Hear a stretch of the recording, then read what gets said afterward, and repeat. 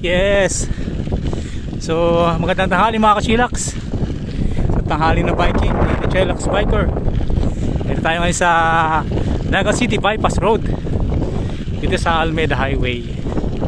So ayan, hindi pa naman siya pinatapos. Kailangan pa sementohin syempre. Pero meron na siyang mga tawag dito, barrier sa gilid.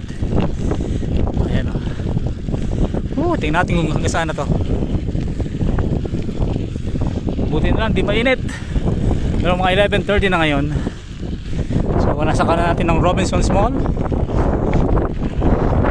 Yun yung sentro ng Naga City. Sa kanan na yan, CBD puntang sentro.